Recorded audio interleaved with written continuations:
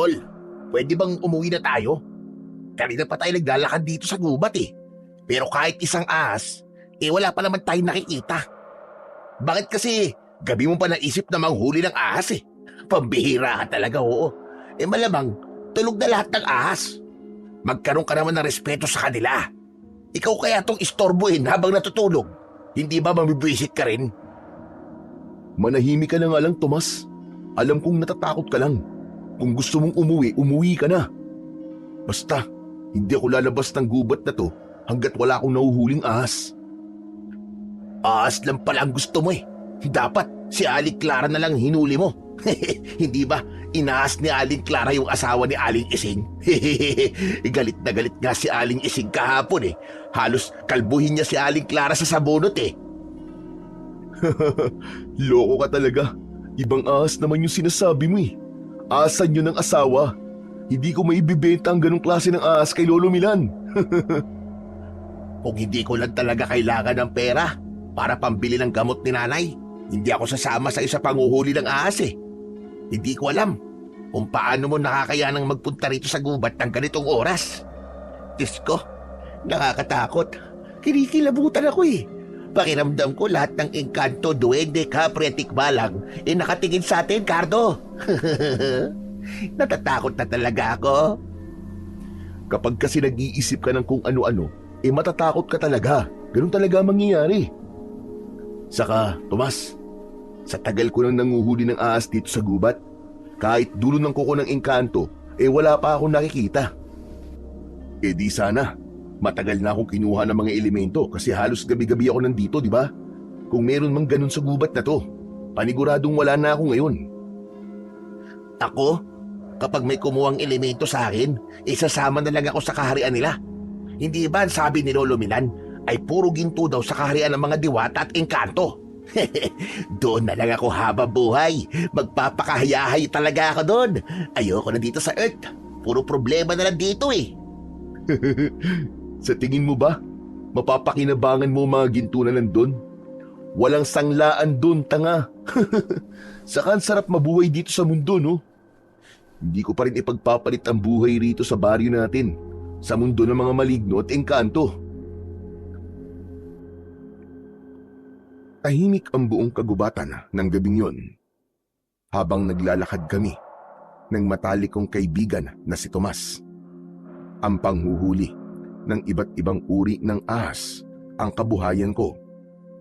Madalas ay ibinibenta ko sa palengke ang karne ng ahas o hindi naman kaya ay sa albularyo na si Lolo Milan. Kinukuha kasi ni Lolo Milan ang kamandag ng mga ahas dahil ginagamit niya yun na sangkap sa mga gamot at ginagawa niya. Ang akala ko ay mag-isa lang akong pupunta sa gubat ng gabing yon. Pero bago ko umalis kanina sa bahay, ay biglang dumating si Tomas.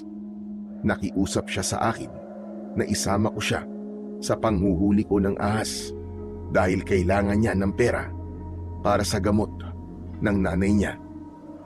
Siyempre, bilang isang mabuti at matulunging kaibigan, ay pumayag ako. Pero parang gusto ko nang magsisi na isinama ko pa si Tomas dahil masyado siyang matatakutin.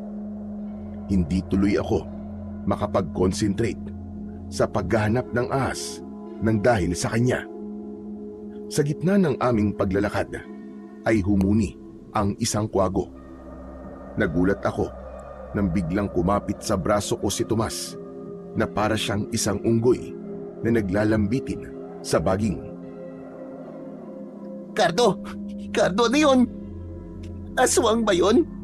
Parang huni yun ang manananggal ah. Ano ka ba naman? Bitiwan mo nga ako, Tomas. Ano bang manananggal ang pinagsasasabi mo? Sa dami ng puno sa gubat na to, sa tingin mo ba ay may manananggal na magtatangkang lumipad-lipad dito? Walang mangyayari sa kanya. Sasabit lang siya sa mga sanga ng puno. Kung hindi yun manananggal, ano yun? Naku po, baka tik-tik. Tol, umuwi na talaga tayo. Baka dito pa tayo mamatay eh. Hindi tayo mamamatay. Sa gutom tayo mamamatay kapag umuwi tayo walang huling ahas. Saka sige, uuwi tayo. pero wala kang pambili ng gamot ng nanay mo. Ano, gusto mo ba yun, ha? Wago lang yun, Tomas. Wago lang. Pambira ka. Baka nga sa'yo pa yun matakot kapag nakita ka eh. Aakalain niya na isa kang aswang. Wow! Grabe kung makapaglait ha. E di ikaw na ang gwapo. Bakit? Gwapo naman talaga ako ah. Saka pwede ba? Tumahimik ka na ang ingay-ingay mo. Dahil sa'yo nabubulabog ang mga ahas eh. Kaya hanggang ngayon, wala pa rin tayong nauhuli. Sa awa ng Diyos, ay tumahimik na si Tomas. Doon ko na itinuon ang aking atensyon sa paghahanap ng ahas. Isang butas sa ilalim ng malaking puno ang nakita ko. Inilabas ko ang isang pito na gawa sa kawayan. Ang pito na yon ay pamana pa sa akin ng namayapa kong ama. Kapag pinatunog ang pito na yon, ay lumalabas ang mga ahas sa kanilang pinagtataguan o lungga. Sa tatay ko natutunan ang lahat ng kaalaman ko sa panghuhuli ng mga ahas. Bata pa lang ako ay isinasama niya na ako kapag nanguhuli siya ng ahas. Kaya naman, masasabi ko na naging bihasa ako sa ganung gawain nang dahil sa aking ama. Pinatunog ko na ang pito at hindi nagtagal ay lumabas ang ulo ng isang kobra sa isang butas. Walang takot na dinakma ko ang ulo ng kobra.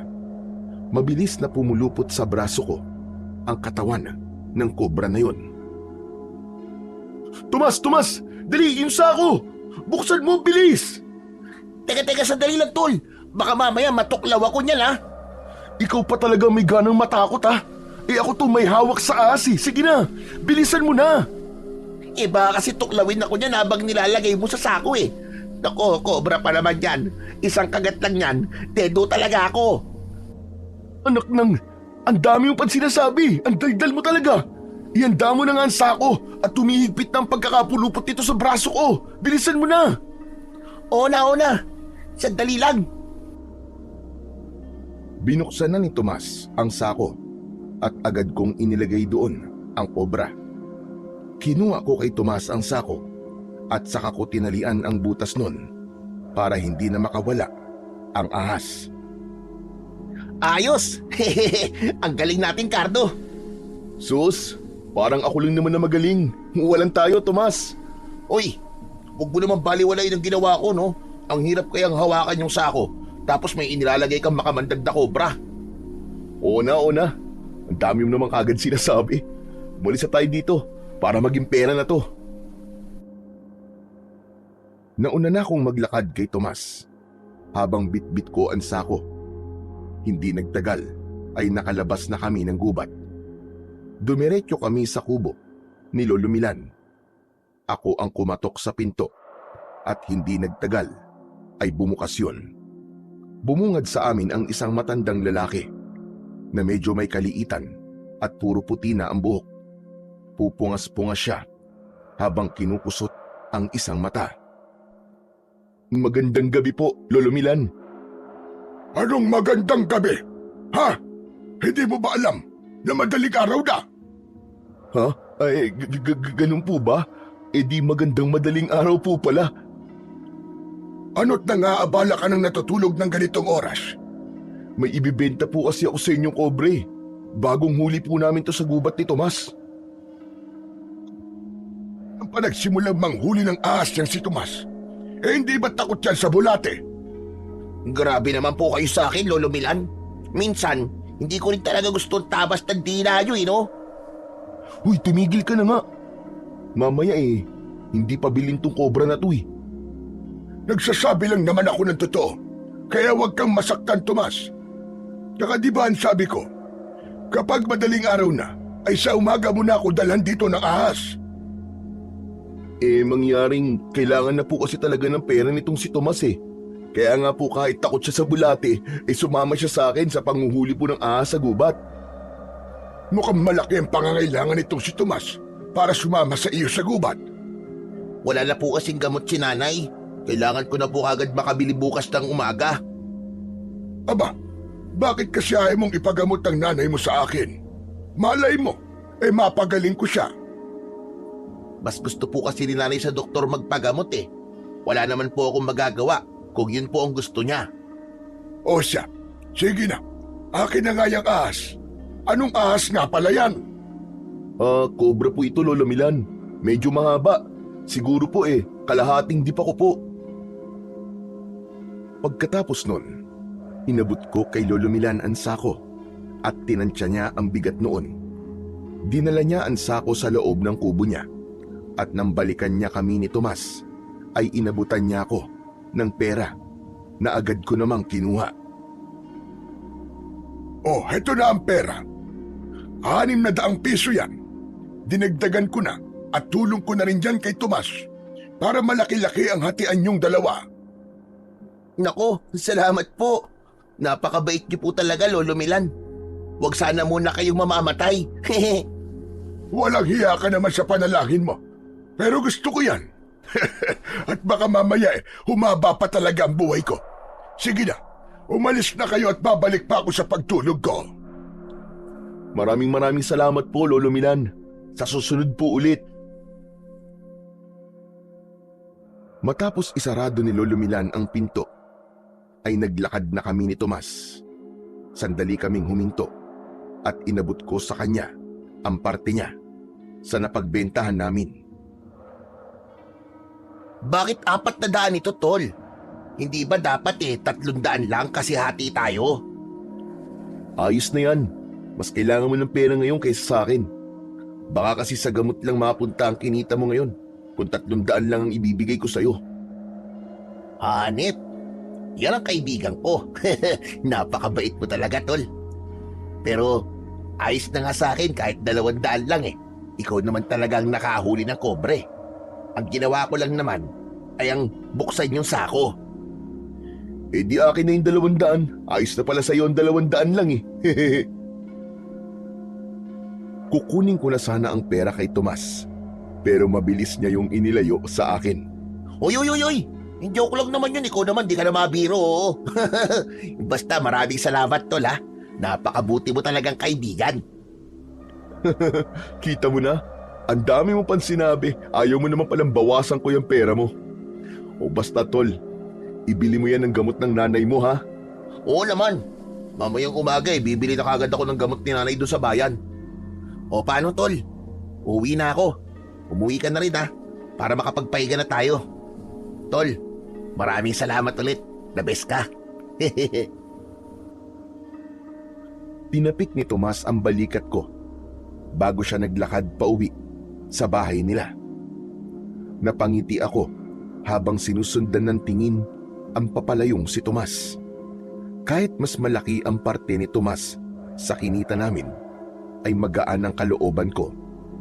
Masaya ako na nakatulong ako sa aking kaibigan. Alam ko kasi na mas kailangan ni Tomas ang pera kaysa sa akin.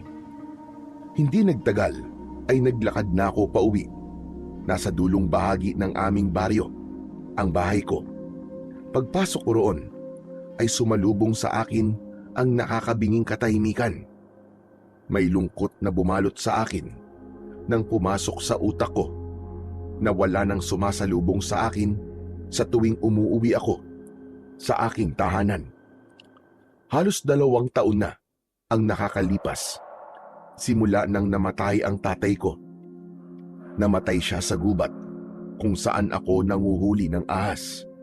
Magkasama kami ni tatay na nagpunta sa gubat para manghuli ng ahas.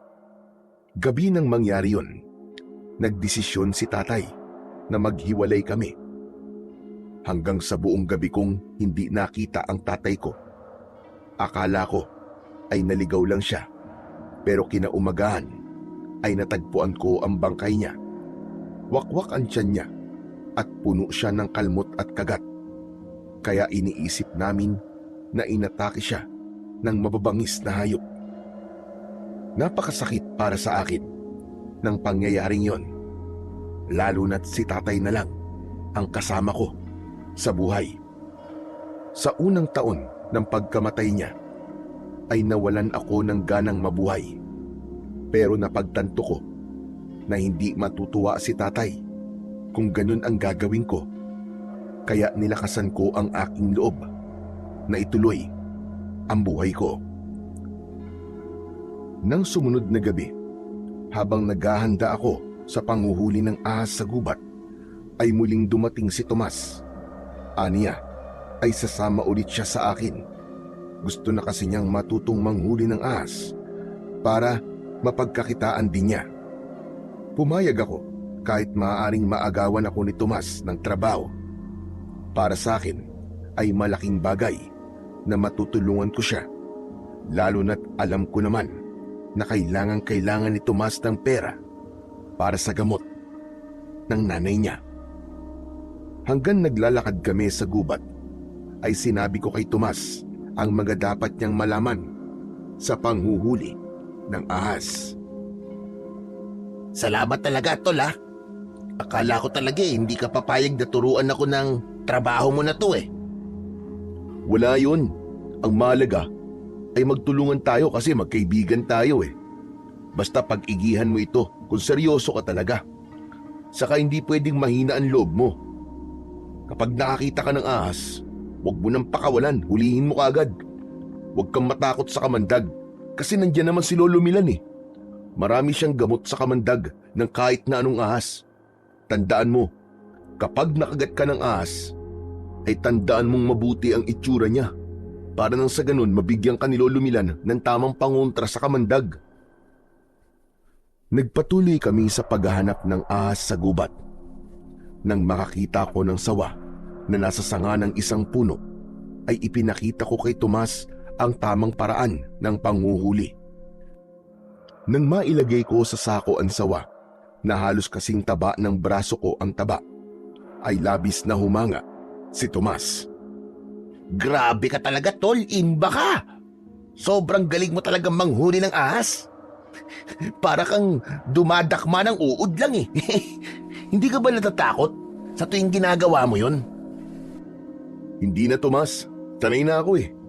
Saka kapag kinakabahan at natatakot ka, hindi mo mahuhuli ang dapat mong hulihin. Kaya dapat alisin mo ang takot at kaba mo. Sige. Sa susunod na makakakita tayo ng ahas, pwede bang ako muna ang uhuli? Bakit? Kaya mo na ba? Oo naman, kayang-kaya ko no. Pinanood ko kasi ng maigi yung ginagawa mo eh. Huwag mong kakalimutan, sa ulo palagi ang unang hawak para hindi ka matuklaw. Kapag sa katawan o buntot mo kasi unang hinawakan, sigurado tutuklawin ka ng ahas. Ay nako, hindi mo na kailangang ipaalala pa sa akin yan. Ipapakita ko sa'yo kung gaano ko kabilis matuto. Watch me! Nagpatuloy kami ni Tomas sa paglalakad sa gubat upang maghanap ng ahas. Sa tuwing may makakapal na halamanan sa daan, ay hinahawi ko yun gamit ang dala kong itak. Makalipas ang ilang sandali, ay may nakita kong buntot ng ahas na nakalabas sa makapal na halaman. Medyo mataba ang buntot, kaya alam ko na malaking ahas yun. Tinapik ko sa braso si Tomas. Tomas, nakikita mo ba yung buntot ng ahas? Hindi ba ang sabi mo ay ikaw ang uhuli ng sunod na ahas na makikita natin? Diyos ko po, ang taba naman ng buntot ng ahas na yon, Cardo. Pwede bang sa susunod na ahas talaga ko? Pas muna dyan. Parang sobrang laki naman yata dyan. Hindi pa yan kaya ng powers ko. Ano ka ba, Tomas? Hindi ba ang sabi ko sa iyo alisin mo ang takot at kaba mo? Paano ka matututo ng trabaho kung sa malaking ahas takot ka? Pero baka lunukin ako ng buo niyan eh. Huwag kang mag-isip ng negatibo, Tomas. Saka nandito naman ako. Magkasama tayo. Sa tingin mo ba, papayag akong kainin ka ng ahas na yan? Kaya sige na, hulihin mo na yan. Mukhang sawa lang yan. Pwede mo yung ibenta sa palengke kada kilo. Tiba-tiba ka dyan, tol. Talaga? Totoo ba yan sinasabi mo? Oo nga. Kailan ba ako nagsinungaling sa'yo, ha? Kapag naibenta mo yan, baka sure na ang gamot ng nanay mo ng 2 buwan. Okay, sige. Laban. Para sa gamot ng nanay ko. Bilisan mo na at baka mamaya makaalis pa yung sawa. Basta magdahan-dahan ka lang, ha? Tumango si Tomas habang bakas sa mukha niya ang takot. Marahang naglakad si Tomas palapit sa buntot ng ahas na bahagyang gumagalaw. Nakaabang lang ako upang kapag kinailangan ni Tomas ng tulong ay malalapitan ko kagad siya. Pero habang wala pang nangyayari ay hinayaan ko muna siya upang matutunan niya ang panghuhuli ng ahas. Nang nasa tabi na ng buntot ng ahas si Tomas, ay dinakma niya ng dalawa niyang kamay ang buntot nito. Nagsimulang pumiglas ang buntot, pero hindi yung binitiwan ni Tomas. Natampal ko ang aking noo dahil sa ginawa niya. Tol! Tol, ang lakas ng ahas na to! Tol, nalalaban siya! Naku ka, hindi ba sabi ko sa'yo, ulo muna ang hawakan mo? Hindi ko naman alam kung nasan yung ulo niya eh. Nasa loob siguro ng halaman. Kailangan ko siguro siyang hilahin para makita ko yung ulo. Anak ng teteng, oo. Delikado yung ginagawa mo eh. Pakawalan mo na nga lang yan. Ayoko, Tol. Hawak ko na eh. Kaya hindi ko na ito papakawalan. Basta abangan mo yung ulo. Ikaw na bahala. Sinimulan nang hilahin ni Tomas ang buntot. Baka sa mukha niya ang hirap dahil mukhang napakalakas talaga ng ahas na yon. Hanggang sa nagulat kami nang lumabas na sa makapal na halaman ang may-ari ng buntot na yon. Nanlaki ang mga mata namin ni Tomas nang malaman naming hindi yun isang ahas, kundi isang halimaw na parang isang taong bayawak. Ang katawan nun ay parang sa tao pero ang balat ay sa bayawak. Ang ulo ng halimaw ay may sa bayawak din pero malalaki ang matutulis nitong mga pangil. Meron yung matutulis na mga kuko. Nang umangil ang halimaw, ay binitiwan na ni Tomas ang buntot at saka siya tumakbo palapit sa akin. Takot na nagtago si Tomas sa likod ko. Hinigpitan ko ang pagkakahawak ko sa itak. Noon lang ako nakakita ng ganoong klase ng nilalang sa buong buhay ko. Hindi ko masabi na isa yung malaking bayawak dahil nakatayo yun sa dalawa nitong mga paa. Tol, anak ng hayop po. Anong klaseng bayawak yan? Bakit para siyang tao, Tol? Hindi ko alam, Tomas. Ngayon lang ako nakakita ng ganyang nilalang. Pero humanda ka. Mukhang di siya mabait. Mukhang kakatayin niya tayo. Hindi talaga mabait yan, Tol. Tignan mo nga, may ganyan bang mabait? Parang gusto niya na tayo kainin, Cardo eh. Ang mabuti pa umalis na tayo rito. Bago pa niya tayo gawing hapunan. Tara na! Hindi tayo aalis dito nang hindi siya nahuhuli, Tol. Sigurado ko na malaking pera ang makukuha natin kapag naibenta natin ang taong bayawak na yan. Ano ka mo? Hoy, wala ka na ba sa sarili mong katinuan? Tol, mapatayin tayo ng halimaw na yan. Umalis na tayo rito, Tol, parang awa mo na. Baka maihina ako sa sobrang takot. Umalis na tayo rito. Hindi na muna ako nagsalita. Matapang kong tinignan ng diretsyo sa mga mata ang halimaw. Iwinasiwas ko sa hangin ang hawak-hawak kong itak. Dahan-dahan akong lumapit sa halimaw. Naunang umatake ang halimaw. Tumakbo yun papalapit sa akin. Sasalubungin ko sana siya ng taga, pero bigla siyang tumalikod at hinampas niya ako ng kanyang mahabang buntot. Tinamaan ako sa muka at nakaramdam ako ng matinding pagkahilo. Pakiramdam ko ng mga sandaling yon ay sinampal ako ng kamay ng isang higante. Pinilit kong magpakatatag pero biglang tumakbo ang halimaw palayo.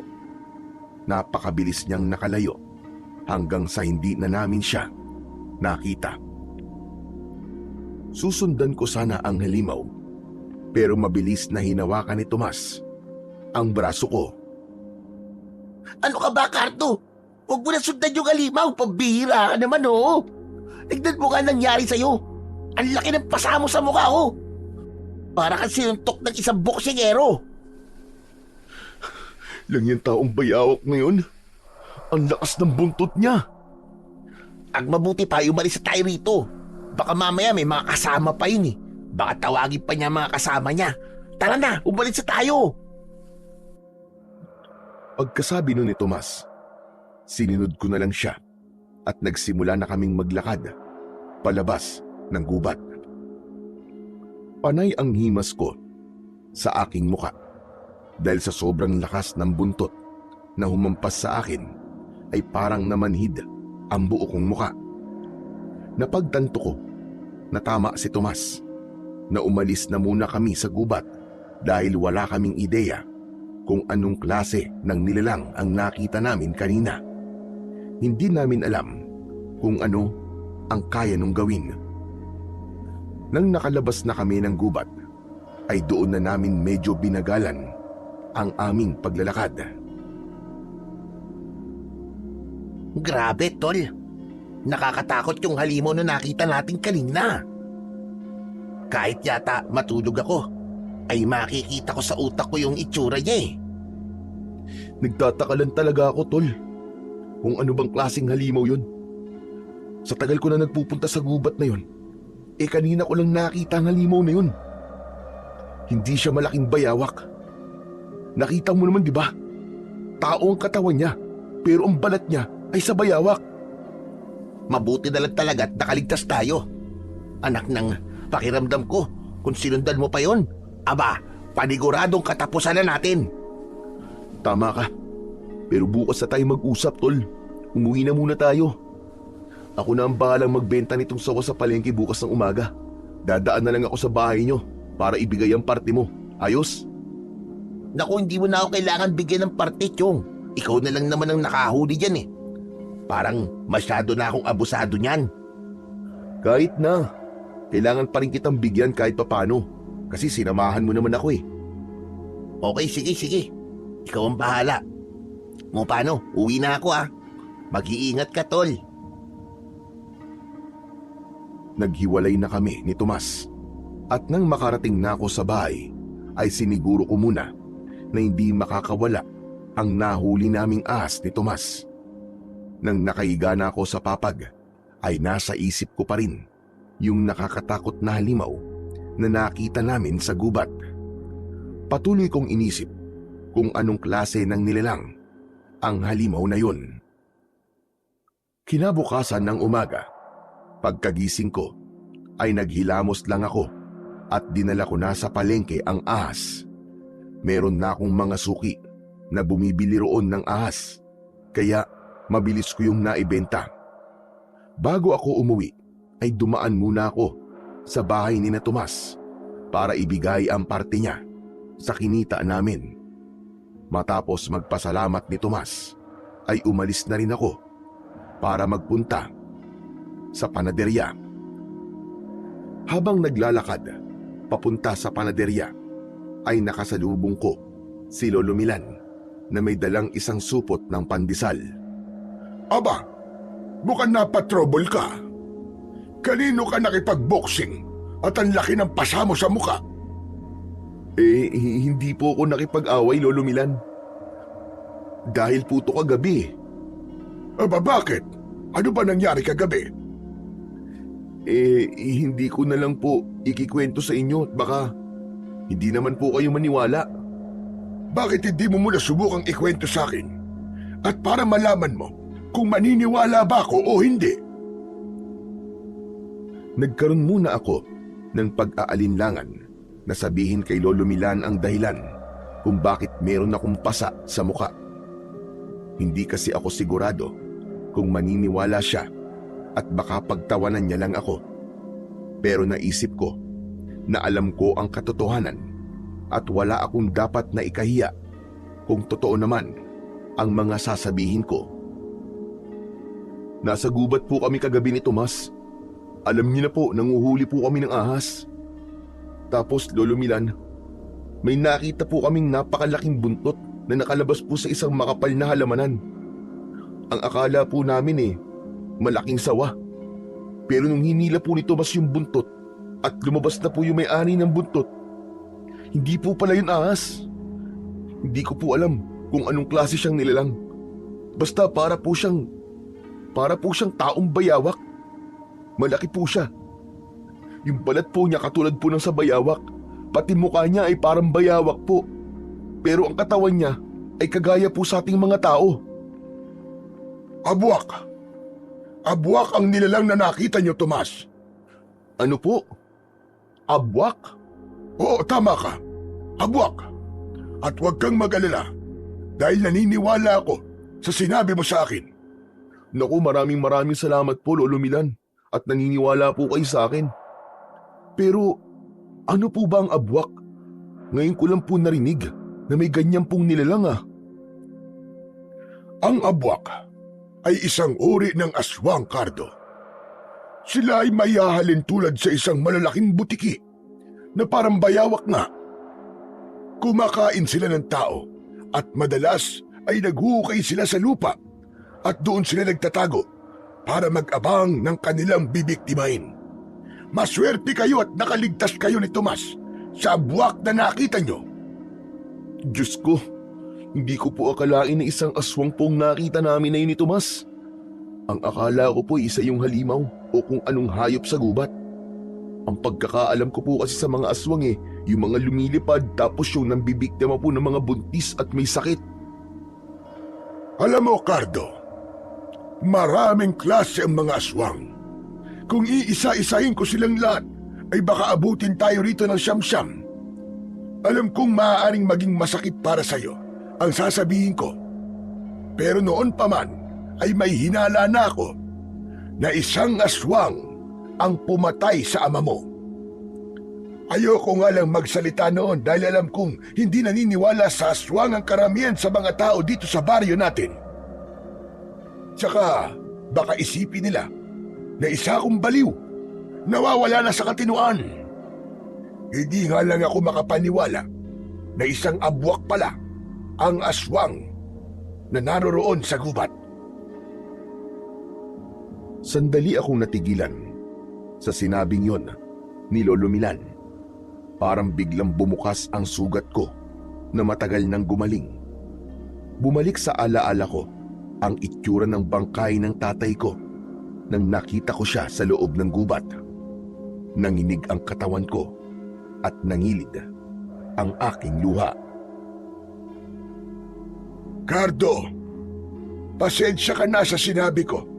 Kalimutan mo na labang yon.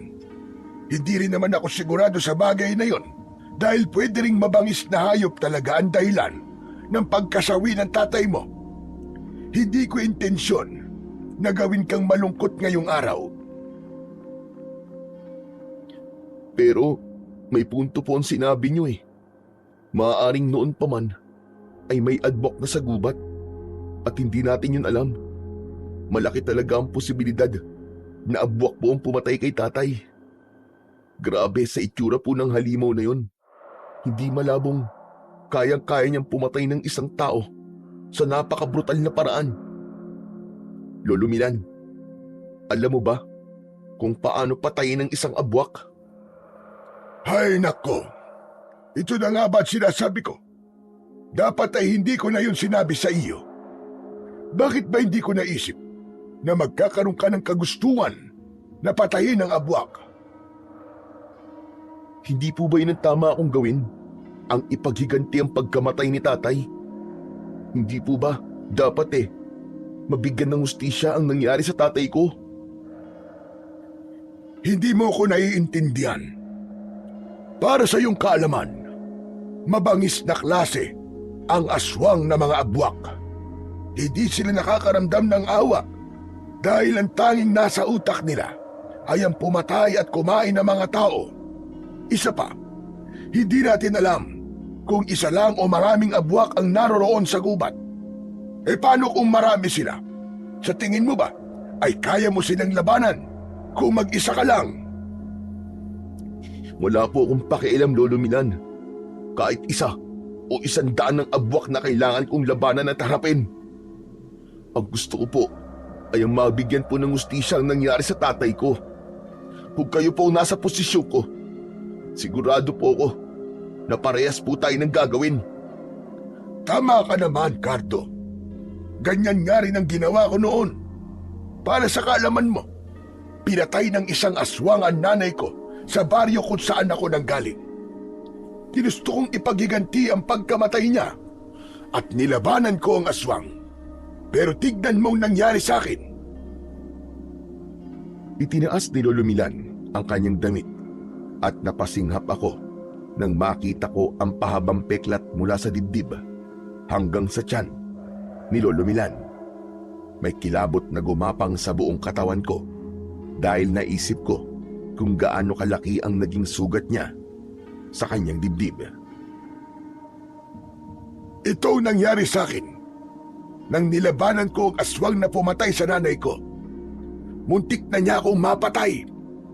Kung hindi ako nailigtas ng lolo ko, malamang ay hindi mo na ako kausap ngayon. At wala rin akong maibibigay sa iyo na payo o paraan para patahin ang abwak dahil wala akong kasanayan pagdating sa pakikipaglaban sa mga aswang, lalo na sa abwak. Isa lamang akong manggagamot. Kaya kung ayaw mo matulad sa nangyari sa akin, ay huwag mo nang subukang labanan ang mga abwak. Matapos yung sabihin ni Lolo Milan, ay iniwanan niya na ako. Nanatili ako sa aking kinatatayuan kahit mag-isa na lang ako roon. Hindi ako makapaniwala na namatayan din pala si Lolo Milan ng mahal sa buhay nang dahil sa isang aswang. Nang sandaling yon, ay nagkaroon ako ng pagdadalawang isip kung dapat ko bang harapin at patayin yung abwak sa gubat o hayaan ko na lamang ang Diyos na magbigay ng parusa sa lahat ng abwak. Pagkabili ko ng tinapay sa panaderya, ay umuwi na ako sa bahay. Nakita ko si Tomas na nasa labas at halatang hinihintay ako. Uy, tamang-tama pala punta ko rito. Ayos. Mag-aalmusal ka pa lang. Hindi pa kasi ako nag-aalmusal eh. Sus, alam mo lang talaga ang oras ng pagkain ko. Sige na, tara na sa loob at saluhan mo na ako sa almusal. Umasok kami ni Tomas sa bahay ko. Nagtimpla ko ng kape para sa aming dalawa at nagsimula na kaming kumain.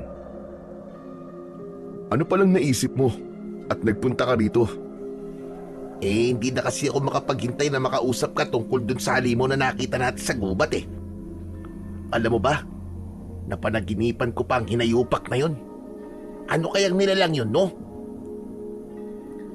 Isa yung abwak. Isang uri ng mabangis na aswang. Nakausap ko kasi kanina si Lolo Milan at naikwento ko sa kanya yung nakita nating halimaw sa gubat. Siya ang nagsabi sa akin na abwak ang nilalang na yun. Ano?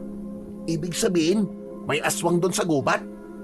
Anak nang, mabuti na lang pala at hindi mo na hinabol yung abwak na yun. Magpasalamat ka kasi pinigilan kita kasi kung hindi, malamang kinain ka na nun. Kaya utang mo sa akin ang buhay mo ngayon, tol. Dapat nga eh. Hindi na ako nakinig sa iyo eh. Dapat ay hinabol ko yung abwak at pinatay ko siya. Ang tapang mo naman masyado niyan. Hindi ka ba natatakot sa aswang na yun, tol? Hindi. Hindi ako natatakot sa kanya, Tomas. Gusto ko talaga siyang patayin. Gusto kong iparamdam sa kanya ang sakit na ipinaramdam niya sa tatay ko. Ha? Teka. Ano ba yung sinasabi mo? Ang sabi ni Lolo Milan, maaaring ang abwak ang pumatay sa tatay ko. Hala? Oo nga, no? Sa tingin ko, abwak lang ang kayang pumatay sa ganung paraan. Grabe. Ang tagal na nating nakatira dito, pero ngayon lang natin nalaman na may aswang pala sa gubat na yon. Kaya nga gusto kong patayin yung abwak, Tomas. Hindi lang para maipaghiganti si tatay, kundi para maiwasan na may mabiktima pa siya. Tol, payong kapatid lang ha. Huwag mo nang ituloy ang binabalak mo at baka mapahama ka lang. Wala kang kaalaman sa pakikipaglaban sa aswang. Hindi naman sa minamaliit kita, tol. Pero mas makakabuti kung lubayan mo yung abwak. Nakita mo naman siguro ang mga ngipin at kuko nun. Parang kaya-kaya niyang punitin ang laman mo. Kinikilabutan tuloy ako eh. Saka mas maganda rin kung tumigil ka na sa panguhuli ng ahas sa gubat. Maghanap ka na lang ng ibang trabaho. Ang totoo niyan eh. Bukas nga, mag-a-apply ako ng trabaho doon sa bayan. Sumama ka na lang kaya sa akin. Ayoko, Tomas. Hindi ko pwedeng palampasin ang pagkakataon na mabibigyan ko na ng hustisya ang nangyari sa tatay ko. Gagawin ko ang lahat para mapatay ang abwak na yun. At kung hindi siya nag-iisa at marami sila, uubusin ko silang lahat, Tol, para masiguro ko na mapapatay ko kung sino man ang abwak na pumatay kay tatay. Naiintindihan naman kita, Tol, kung bakit gusto mong gawin yan. Pero isipin mo rin naman ang pwede mangyari sa'yo. Huwag ka magpadala sa galit mo, Tol. Kasi yan ang magpapahamak sa'yo. Wala akong pakialam kahit mapahamak pa ako. Ang gusto ko lang ay maipaghiganti ang tatay ko. Oo nga, nandun na nga tayo. Pero hindi mo alam kung gaano kalakas ang abwak at kung gaano sila kadelikado, Tol. Tsaka hindi ka pusa. Isa lang ang buhay mo. Kaya huwag mong sayangin. Wala akong pakialam sa kung anong mangyayari sa akin. Kahit mamatay ako, ay wala akong pakialam. Mas gugustuhin ko pang mamatay kesa mabuhay na nagsisisi dahil hindi ko sinubukang ipaghiganti ang pagkamatay ng tatay ko. Anak ng, makinig ka naman sa akin, Tol, oh. Kahit ngayon lang. Kahit anong sabihin mo, Tomas, hindi mo na ako mapipigilan. Pero, Tol, Huwag mo nang subukan na pigilan ako, Tomas. okay. Kung yan ang gusto mo at nakapagpasya ka na, bahala ka sa buhay mo. Sa bagay, buhay mo naman yan eh. Basta, kapag may nangyaring masama sa'yo, huwag mong sasabihin na hindi kita binalaan ha, na hindi kita pinigilan. Hindi na ako nagsalita pa at itinuon ko ang aking atensyon sa pagkain. Pero tumatakbo na sa utak ko ng sandaling yon kung paano ko papatayin ang abwak. Ang tanging nasa utak ko ay ang bigyan ng hustisya ang pagkamatay ng tatay ko at wala na akong pakialam kahit ikakapahama ko yun. Masakit sa akin na walang nananagot sa nangyari sa tatay ko dahil inisip naming lahat na mabangis na hayop lamang ang pumatay sa kanya. Kaya nang malaman kong isang aswang ang responsable sa pagkawala ni tatay, ay gusto ko na kagad kunin ang pagkakataon na yon para mawala na ang bigat sa dibdib na matagal ko nang dinadala. Nang umalis na si Tomas, ay kinuha ko ang aking itak. Sinimulan ko yung hasain at patalimin. Yun ang gagamitin kong sandata sa paghaharap namin ng abwak. Nang masiguro ko na matalim na ang itak, ay saka ako nagsanay sa pakikipaglaban. Kahit ang totoo ay hindi ko alam ang aking ginagawa. Isang puno ng saging na nasa likod ng bahay ko ang ginamit ko. Inisip ko na yun ang abwak na kailangan kong patayin. Pinagtataga ko ang puno ng saging at pinaulanan ng saksak hanggang sa tuluyan na yung nabuwal. Habol ko ang aking paghinga. Dama ko ang labis na galit na bumalot sa akin. Wala nang atrasan ito. Mamayang gabi ay tutugisin at papatayin ko ng walang yang abwak na yun. Pagsapit ng dilim ay mag-isa kong nagtungo sa gubat, dala ang itak at lampara. Wala ako roon para manghuli ng ahas, gaya ng palagi kong ginagawa.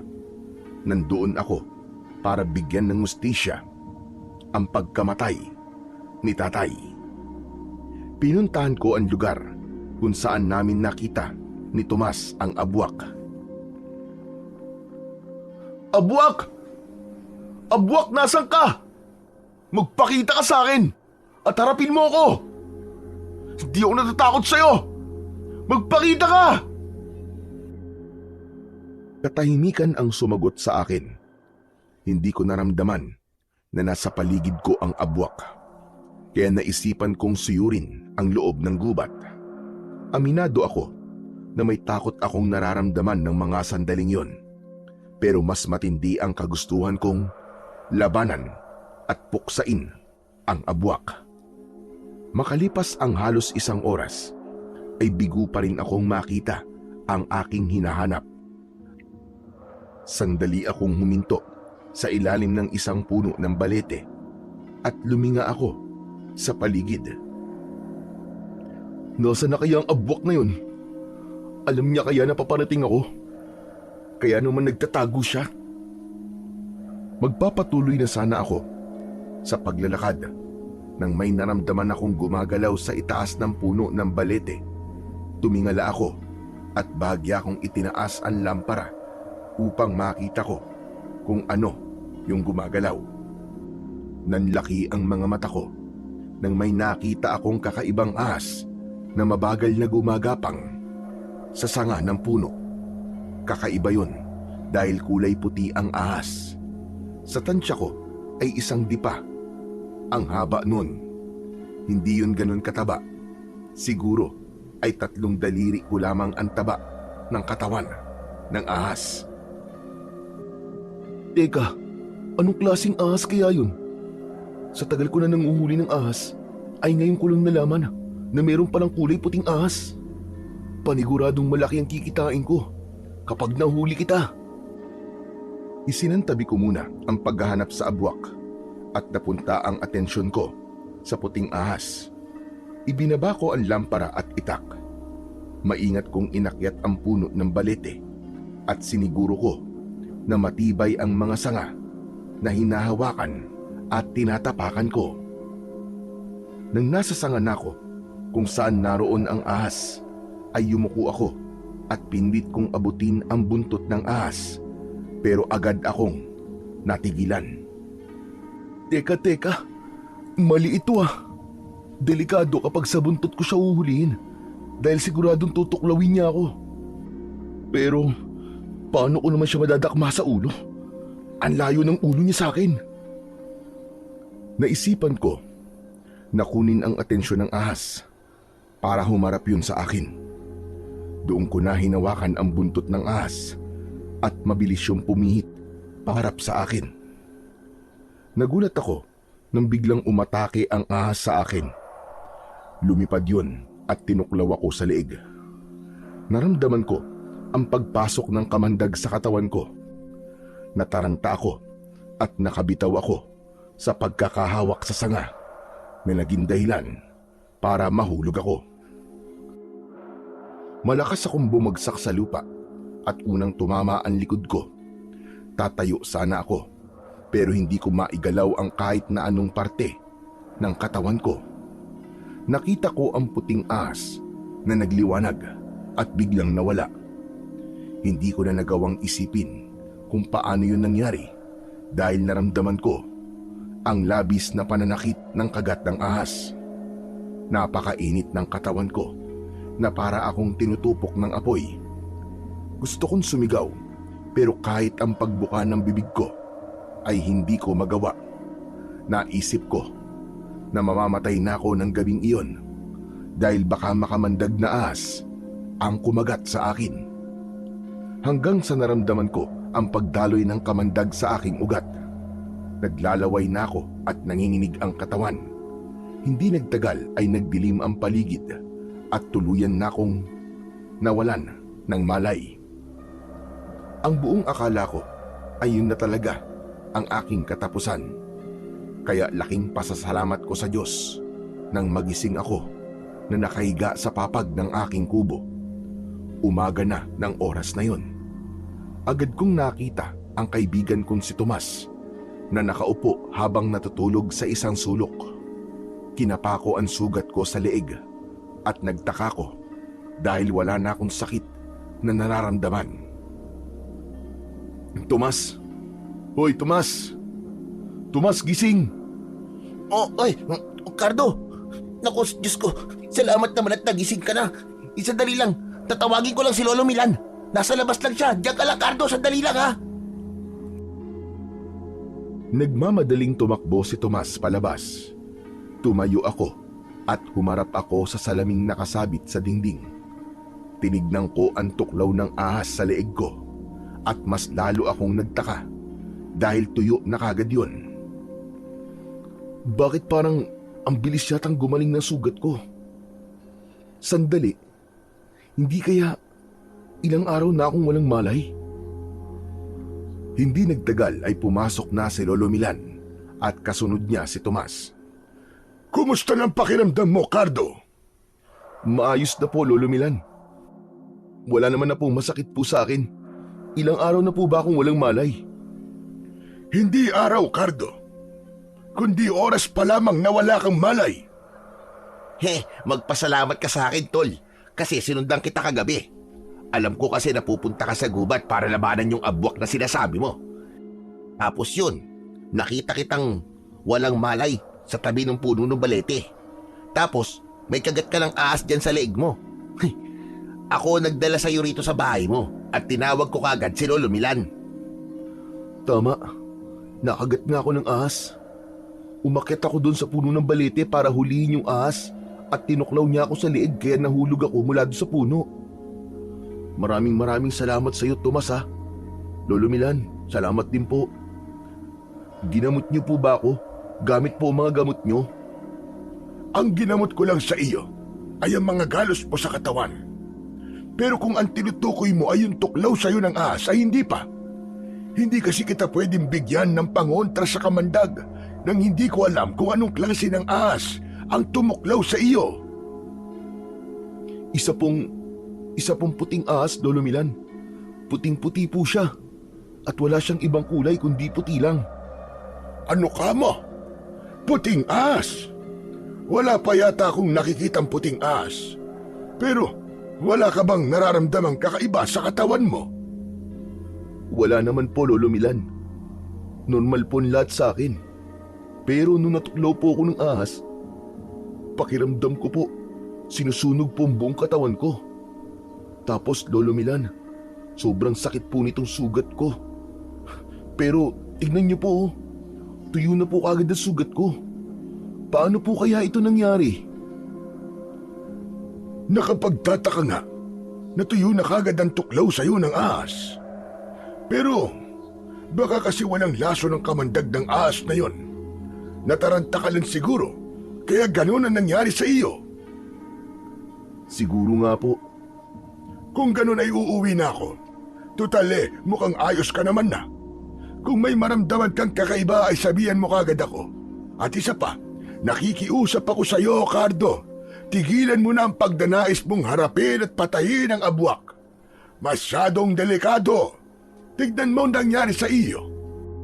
Hindi lang abwak ang maaaring magdulot sa iyo ng panganib, kundi ang iba't ibang bagay at hayop na nasa loob ng gubat na iyon. Hindi na lang ako nagsalita. At nang nakaalis na si Lolo Milan, ay nilapitan kagad ako ni Tomas. Ano palang nangyari sa paghahanap mo kagabi sa abwak, tol? Nakita mo ba yung abwak? Hindi eh. Hindi siya nagpakita sa akin. Habang hinahanap ko yung abwak, ay may nakita akong puting ahas sa puno ng balete. Nang subukan ko siyang hulihin, ay dun niya na ako tinuklaw. Tapos alam mo ba, tol? Matapos niya akong tuklawin, ay bigla siyang nawala. Para bang naglaho siya na parang bula. Iniisip ko tuloy baka engkanto yung ahas na yon kasi nandun siya sa puno ng balete. Hindi ba ang sabi-sabi ng matatanda ay tirahan daw ng mga elemento ang puno ng balete? Talagang pinaghinalaan mo pang engkanto yung ahas, ha? Malamang nagdidiliryo ka ng mga oras na yon kaya inakala mo na nawala siya. Baka ganun ang epekto ng kamandag ng ahas na yon. Magpasalamat ka na lang talaga, Cardo, at buhay ka pa ngayon. Oh, ano na nga palang plano mo? Ganun pa rin. Hahanapin ko pa rin ang abwak. Hindi ako titigil hanggat hindi ko siya napapatay. Anak ng teteng, oo. Hindi mo ba narinig sinabi sa ni Lolo Milan? Masyadong delikado yung ginagawa mo. Baka yan pa maging dahilan ng kamatayan mo eh. Napag-usapan na natin ang tungkol sa bagay niyan, Tomas. Alam mo naman siguro kung gaano ko kagustong bigyan ng hustisya ang nangyari sa tatay ko. Naku, bahala ka na nga. Ayoko na sumakit ng ulo ko sa pagpigil sa kung anong gusto mong gawin. O siya, paano? Uwi na rin muna ako sa amin at kagabi pa ako hindi umuwi. Paniguradong nag-aalala lang si nanay sa akin. Sige tol, walang problema. Maraming salamat pala ulit sa pagtulong mo sa akin, ha. Matapos yun, ay umalis na si Tomas. Nang mag-isa na lang ako, ay inisip ko ang nangyari kagabi. Napahawak ako sa sugat ko sa leeg. Sa totoo lang, hindi pa rin ako makapaniwala na buhay pa ako ng sandaling yon. Sa kabila ng hindi magandang nangyari sa akin nung nakaraang araw, ay hindi pa rin nawala ang kagustuhan kong patayin ang abwak. Dahil normal na ang pakiramdam ko, ay muli akong nagsanay ng mag-isa. Siniguro ko na magiging handa ako sa sandaling magharap na kami ng abwak hanggang sa sumapit na ang dilim. Pagkatapos kong maghapunan, ay nagpahinga ako saglit at naghanda na ako sa muling pagpunta ko sa gubat para hanapin at patayin ang abwak. Hindi nagtagal ay nasa loob na naman ako ng gubat, dala ang aking itak at lampara. Naging maingat na ako dahil baka makita ko ulit yung puting ahas. Hindi na ako pwedeng matuklaw ng pesting ahas na yun dahil mawawala na naman ako ng malay. Kapag nangyari yun, mauunsyami na naman ang paghahanap ko sa abwak. Habang naglalakad ako, ay may napansin akong gumagalaw na anino sa aking unahan. Bigla akong kinabahan kahit wala akong ideya kung sino o ano ang nagmamay-ari ng anino na yon. Naging maingat ako sa aking paghakbang. Siniguro ko na wala akong matatapakan na kung ano na magiging dahilan para lumikha ako ng ingay. Nang malapit na ako sa anino, ay nagtago muna ako sa likod ng isang puno. Huminga ako ng malalim at saka ako sumilip. Nagimbal ako nang makita ko na abwak ang nagmamay-ari ng aninong yon. Mas lalo akong nagimbal dahil meron siyang nilalapa na isang lalaki na sa tingin ko ay wala ng buhay. Sandali akong natigilan dahil yun ang unang beses na may nakita akong taong kinakain ng isang aswang. Inisip ko na hindi ako maaaring pagharian ng takot. Kailangan kong kumilos bago pa mawala ang abwak.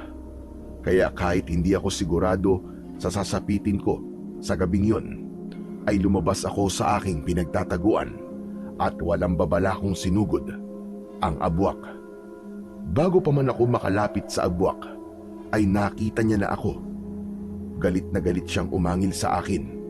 Sinalubong niya ako habang nakaumang ang matutulis niyang mga kuko. Dahil sa wala akong kasanayan sa pakikipaglaban, ay hindi ko nagawang iwasan ang kuko ng abwak. Bumaon yun sa dibdib ko at lumikha yun ng mahabang sugat. Sandali akong lumayo sa abwak. Ramdam na ramdam ko ang hapdi ng aking sugat sa dibdib. Hindi ako natatakot sa'yo. Ikaw ang pumatay sa tatay ko. Kaya kailangan mo magbayad. Sisiguraduhin ko na mapapatay kita ngayong gabi. Muling umatake ang abwak. Hindi ako umalis sa aking kinatatayuan at inihanda ko ang sarili ko. Nang malapit na ang abwak, ay bigla niya akong sinunggaban. Sa bilis ng galaw niya, ay hindi ko man lang nagawang iangat ang aking itak. Natumba ako at pumaibabaw ang abwak sa akin. Tatagain ko sana siya, pero mabilis niyang nahawakan ang aking magkabilaang braso. Hindi maaari! Hindi mo ako mapapatay! Hindi ako papayag! Humanda ka sa akin! Kapag nakawala ako dito, tatagtanin kita ng pinong-pinong hayop ka! Nagpumiglas ako sa kagustuhan kong makawala, pero walang laban ang lakas ko sa lakas ng halimaw na abwak. Hanggang sa unti-unting lumapit ang nakanganganyang bibig sa akin. Tumulo ang malapot na laway ng abwak sa mukha ko. Hayop ka! Nakakadiri ka! Ang baho ng laway mo! Masahol pa sa imbornal! Naisip kong gantian ng abwak sa paraang alam ko. Mabilis akong nag-ipon ng laway sa loob ng aking bibig at saka ko yun idinura sa muka ng abwak. Tumama ang laway ko sa gilid ng pisngi ng abwak. Ngumisi ang abwak at nakakaloko nitong dinilaan ang laway ko gamit ang mahaba nitong dila. Napangiwi ako sa ginawa ng abwak.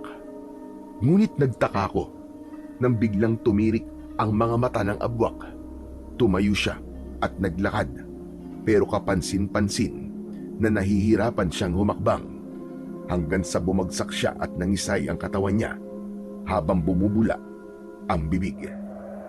Makalipas ang ilang segundo ay huminto na sa paggalaw ang abwak. May pag-aalinlangan ko siyang nilapitan. Sinipa ko ang tagiliran niya pero hindi na siya gumalaw. Yumukod ako at tinignan ko siya ng mabuti. Anak ng... Anong nangyari? Bakit bigla siyang namatay? Hindi kaya nalason siya sa laway ko? Nandilaan niya kasi yung laway ko ay bigla na lang siyang nangisay. Kung ganun, may lason ang laway ko. Pero, paano nangyari yun? Naguguluhan akong napaatras. Nagulat ako nang bumangga ang likod ko sa isang tao. Mabilis akong humarap at aatakihin ko sana ang taong yun gamit ang itak. Pero natigilan ako nang malaman na si Tomas yun. Tol! Teka, ako to! Huwag mo naman akong tatagain, pambihira ka, oo. Magkaibigan tayo. Kala ko kung sino. Tomas naman, nakakagulat ka. Bakit ka kasi bigla-bigla na lamang lumilitaw? Sinundan kasi kita. Tapos, nakita ko na pinatay mo yung abwak. Pwede bang ibaba mo na yung itak mo? Pambihira ka, kinikilabutan ako sa'yo eh. Ay, sorry. Pasensya ka na, tol. Akala ko kasi abwak ka eh. Wow ha? Excuse me. Itong itsurang to, pagkakamala mong abwak? Diyos ko. Uy, teka. Kanino bang kayon?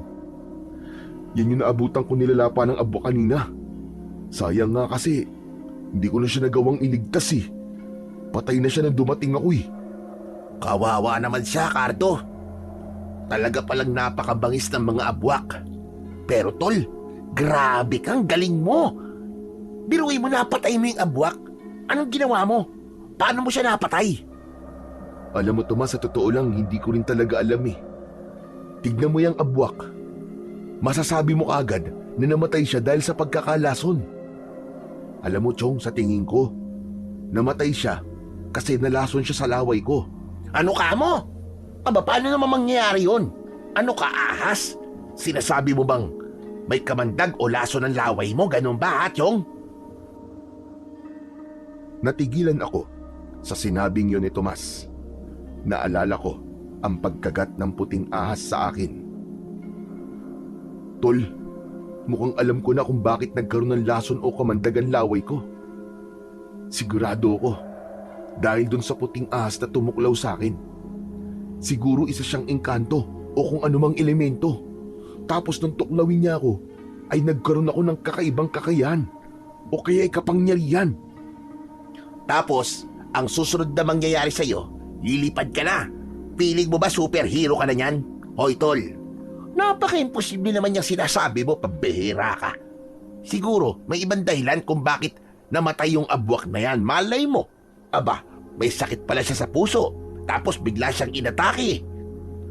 Ikaw talaga, puro ka namang kalokohan eh. Ako pa ang puro kalokohan sa mga sinasabi mong yan, ha? Ikaw to nagsasabi ng mga bagay na ang hirap paniwalaan. Alam kong mahirap paniwalaan, Tomas. Kahit ako naguguluhan din dahil ngayon ko lang to nadiskubre. Pero kailangan kong patunayan to sa'yo para maniwala ka. Sandali lang. Naglakad-lakad ako hanggang sa may nakita kong mga langgam sa isang puno. O ito, tignan mo, Tomas, ha? Duduraan ko ang mga langgam. Dinuraan ko nga ang mga langgam. Nang binalot ng laway ko ang mga langgam, ay namatay kagad sila. O ano, nakita mo na? Namatay kagad yung mga langgam, oh. May lason talaga ang laway ko, tol. Pero, pwede rin namang namatay sila kasi nalulod sila sa laway mo. Ano kaya kung sa'yo ko subukan? Ngumanga ka tapos duduraan kita sa loob ng bibig mo. Iyak, kadiri ka naman, tol. Ang balahura mo naman. Ay sa bagay, hindi ko pwedeng gawin yun sa'yo kasi mamamatay ka panigurado. Diyos ko, ano po ba nangyayari sa kaibigan ko? Nakapatay lang siya ng abwak para na po siyang nababaliw. Uy, ano ka ba? Hindi ako nababaliw, Tomas, no? Sige nga, paano may papaliwanag na bigla na lang namatay yung abwak pagkatapos ng dilaan yung laway ko? Aba malay ko, basta nakita ko lang na sinunggabang ka ng aswang. Tapos nagtumayo siya ay para ba siyang nanghina. Tapos yun, bigla na siya namatay. Kaya nga dahil dinilaan niya ang laway ko na may lason o kumandag. Nako, oo na. Kung yan ang gusto mong paniwalaan ay bahala ka na sa buhay mo. Ang mabuti pa ipuntahan natin si Kapitan para ipaalam sa kanya na may patay dito. Saka para malaman nila na ikaw ang pumatay sa abwak na yan. Meron ka rin palang sugat. Kailangan magamot yan. Sige. Pero pwede bang wag nating sabihin kay Kapitan na namatay yung abwak dahil sa laway ko? Bakit naman? Akala ko ba sigurado ka na dahil sa laway mo kaya namatay ang abwak? Baka kasi matakot ang mga tao sa akin Baka isipin nila na may kakaiba sa akin. Alam mo naman ang mga tao dito, di ba? Kapag nalaman nila na may kakaiba kang kakayan, ay kung ano na ang iisipin nila kagad sa'yo. Para namang sigurado ka talaga na ang laway mo pumatay doon sa abwak. Pero sige na nga. Tumatagal na tayo rito Tara na. Magkasama kaming lumabas ni Tomas ng gubat at dumiretso kami sa bahay ng kapitan sa aming baryo. Ipinaalam namin kay kapitan ang nangyari at agad siyang nagpatawag ng mga tanod na sasama sa amin sa pagbalik sa gubat. Pagdating sa kinaroroonan ng bangkay at ng abwak ay nagimbal sina kapitan at ang mga tanod sa kanilang nakita. Hindi sila makapaniwala, lalo na sa abwak na walang buhay. Ako ang nagpaliwanag kina kapitan kung ano ang abwak base sa sinabi sa akin ni Lolo Milan. Nalaman din namin na ang naging biktima ng abwak ay nakatira pala sa ibang baryo. Kinabukasan ay mabilis na kumalat sa baryo namin ang pangyayaring yon. Marami ang hindi makapaniwala na may aswang pala na nagtatago sa gubat sa baryo namin. May ilan din na humanga sa akin dahil nagawa kong patayin ang abwak. Pero sa kabila ng lahat, patuloy pa rin akong nagtataka kung tama ba ang hinala ko na ang laway ko ang dahilan kung bakit namatay ang abwak. Isang umaga, bumisita si Lolo Milan sa bahay ko habang nagsisibak ako ng kahoy. Nakarating na sa akin na nakapatay ka raw ng abwak. Totoo po yun, Lolo. Napakasaya ko po kasi sa wakas ay naipaghiganti ko po ang nangyari sa tatay ko. Magaan na po ang pakiramdam ko ngayon dahil alam kong nakuha na po ni tatay ang hustisya na nararapat po para sa kanya. Masaya rin ako na nagtagumpay ka sa gusto mong mangyari, Cardo. Pasensya ka na kung pinigilan kita nung una. Nag-alala lang talaga ako sa pwedeng mangyari sa iyo. Pero pinahanga mo ko. Sa totoo lang, Cardo, hindi ko akalain na magagawa mong patayin ang abwak. Gusto ko sanang malaman kung paano mo yun nagawa. Lolo Milan, hindi ko po alam kung maniniwala po kayo sa akin Pero sa tingin ko po, ay namatay yung abwak dahil sa laway ko. Dinuraan ko po kasi siya sa muka, tapos dinilaan niya po yung laway ko. Pagkatapos po nun, para po bang nalason siya? Sandali, tama ba narinig ko? Nalason sa laway mo yung abwak? Yun nga po ang nakita ko. Pero hindi po ako sigurado, Lolo Milan. Pero kung totoo yan sinabi mo, paano namang nalason ang abwak sa laway mo? Anong meron sa laway mo? Ang hinala ko po kasi ay may kinalaman po yung puting ahas na kumagat sa akin. Sa tingin ko po, Lolo Milan, may wagang ahas yun. Baka po engkanto yun o kung anong elemento. Baka po nang kagatin niya ako ay may naipasya sa akin na kapangyarihan. Siguro po, nakuha ko po ang isa sa mga kakayahan ng ahas at yun po yung pagkakaroon ng makamandag na laway. Sandaling natahimik si Lolo Milan. Alam kong pinag-iisipan niya ang mga sinabi ko. Kung totoo yan sinabi mo, ibig sabihin ay maaari mong magamit ang kakayahan mo na yan para makipaglaban sa iba pang mga aswang. Wala na po akong balak makipaglaban pa sa mga aswang, Lolo Milan.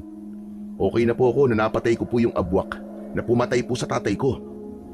Hindi natin alam kung ilan ang abwak na nasa gubat o kung ano pang mga aswang ang naroon. Pero ang importante sa ngayon ay nagawa mo ng ipaghiganti ang tatay mo. At sana, masiguro mo kung totoo nga ba ang kakayahan mo na yan. Umango ako kay Lolo Milan.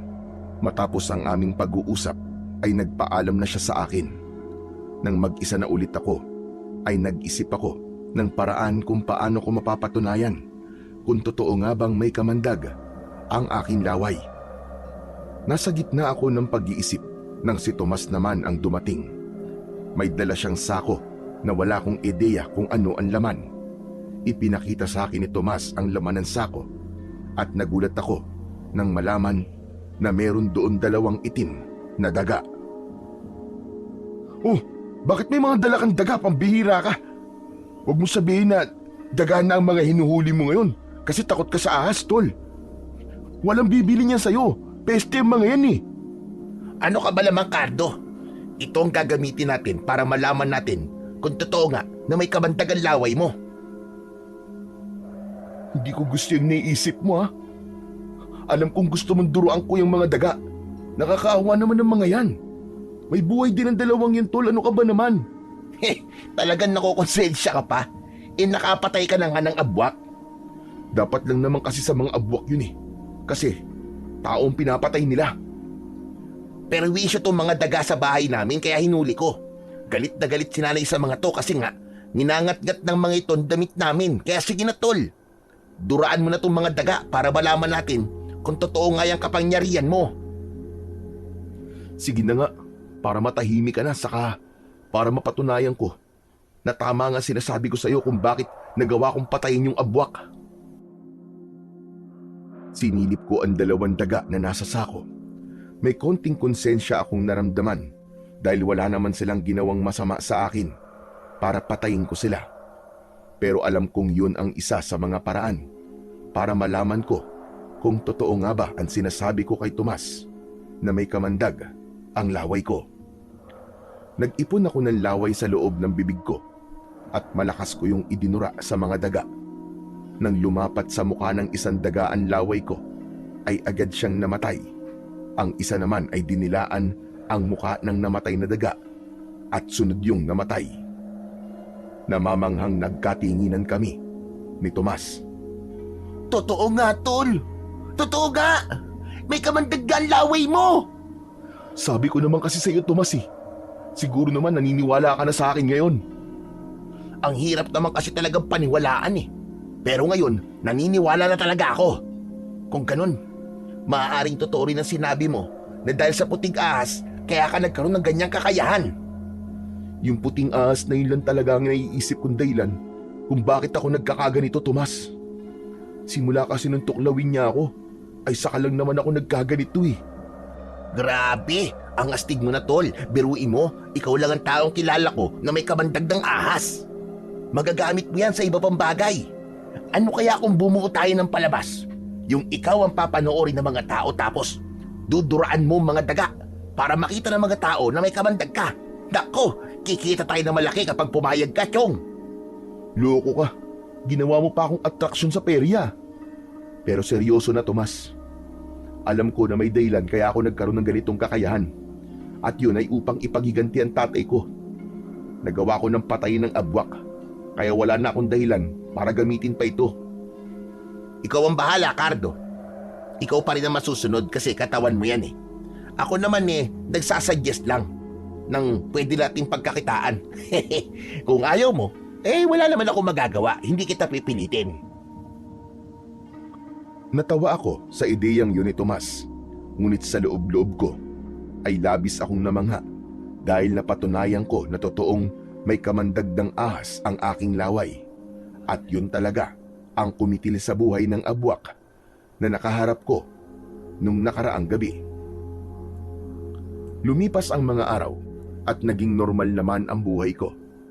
Nagpatuloy ako sa panghuhuli ng mga ahas sa gubat upang pagkakitaan, habang si Tomas ay nagkaroon na ng trabaho sa bayan, kaya hindi na siya sumasama sa akin.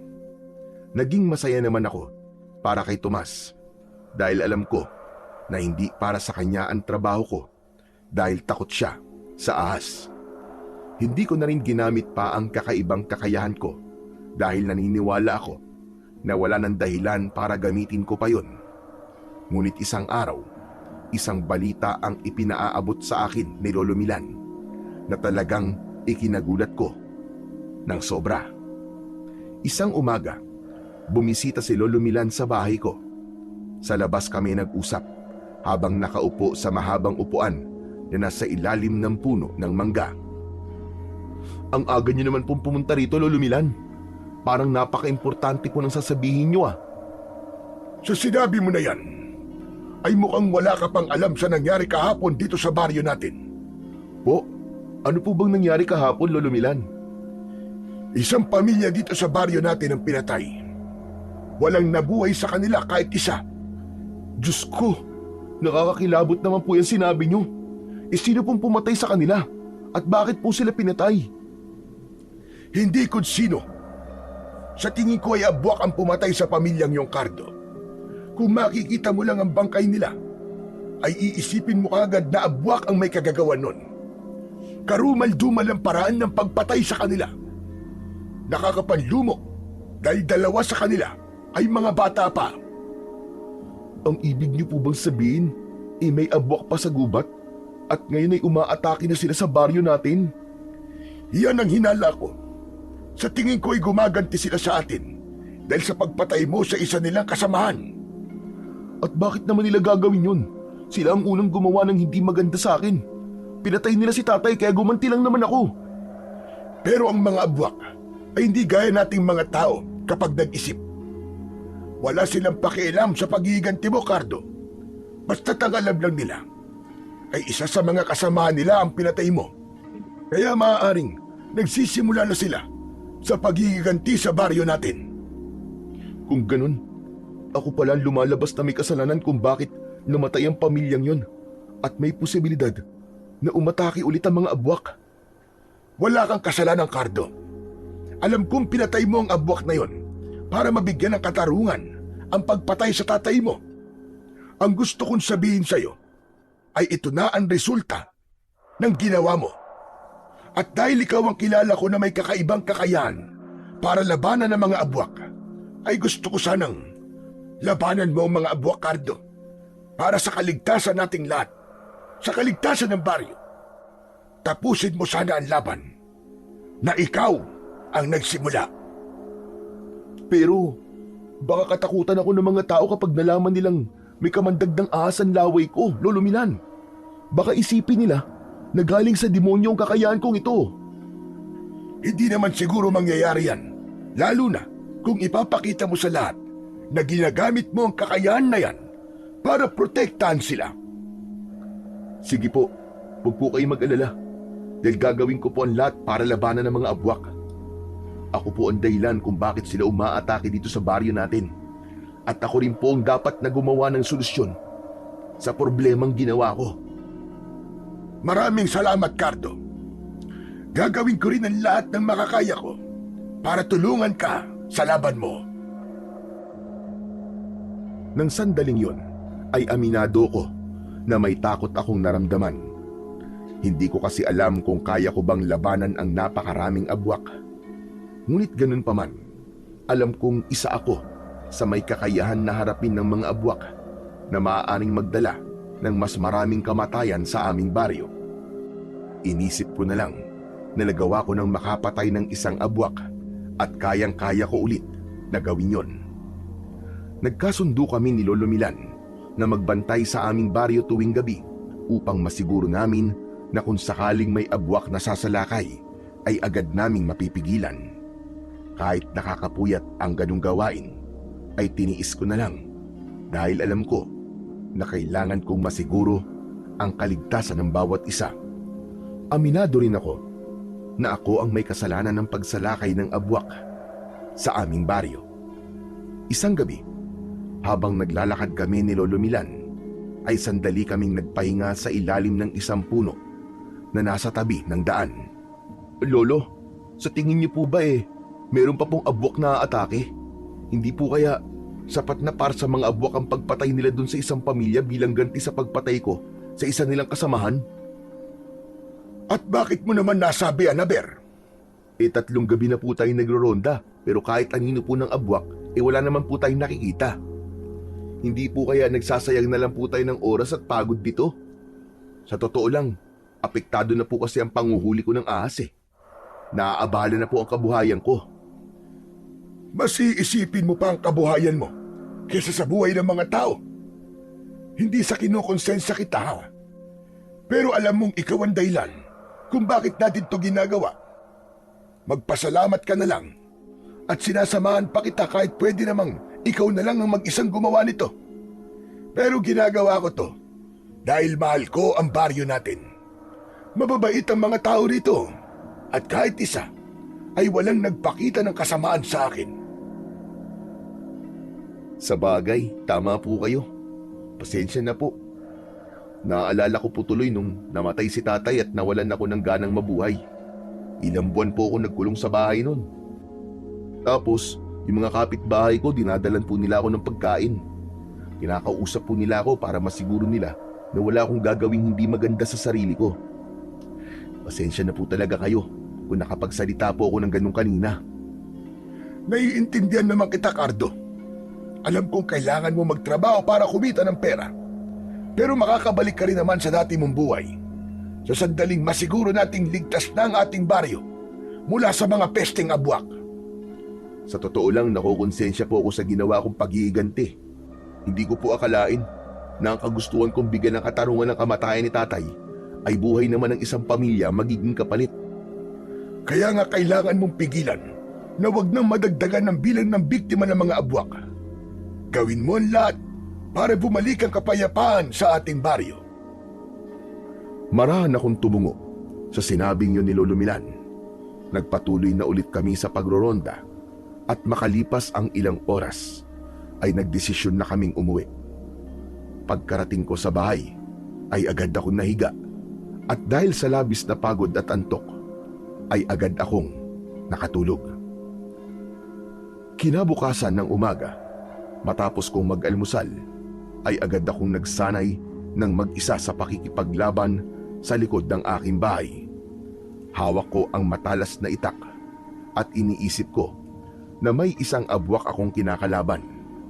Sinanay ko rin kung paano dumura ng asintado dahil ang aking laway nga ang pinakamalakas kong panlaban sa mga aswang. Sa gitna ng aking pagsasanay ay nagulat ako nang may narinig akong pumapalakpak. Paglingon ko ay nakita ko si Tomas. Siya yung pumapalakpak habang nakangisi pa ang siraulo. Nax! Ganap na ganap ka sa pagsasanay Para saan yan, Chong? Pwede ba lubay-lubayan mo muna ako ngayong araw? Wala akong oras para makipag-usap sa'yo. Wow! Ang sungit mo naman yata ngayon, Chong. Ano? Para saan nga yung ginagawa mo? Kailangan ko magsanay dahil may mga abwak na maaaring umatake dito sa atin. Hindi mo ba alam yung isang pamilyang pinatay ng mga abwak? Narinig ko nga yun, Chong. Pero paano ka naman nakasiguro na abwak nga may gawa nun? Yun ang sinabi sa akin ni Lolo Milan. Ang sabi niya, baka gumaganti ang mga abwak sa baryo natin dahil sa pagpatay ko sa isa nilang kasamahan. Ibig sabihin, gumanti ka sa kanila tapos ngayon, sila naman ang gumaganti? Ganun na nga, Tomas. Kaya wala akong magagawa kundi ang harapin sila dahil ako may kagagawa nito. Kung ganun, magagamit mo na ng gustong kapangyarihan mo, Tol. Excited na akong makita kang nakikipaglaban sa mga abwak. Paniguradong isang duramo lang, tepok na kagad silang lahat. Talagang natuwa ka pa na makikipaglaban ako sa mga abwak, no? Samantalang nung una, grabe ka kung pigilan akong labanan yung abwak sa gubat. Kasi wala ka pang kamandag dun. Pero ngayon iba na. May kapangyarihan ka ng magagamit sa pakikipaglaban mo sa mga agwak.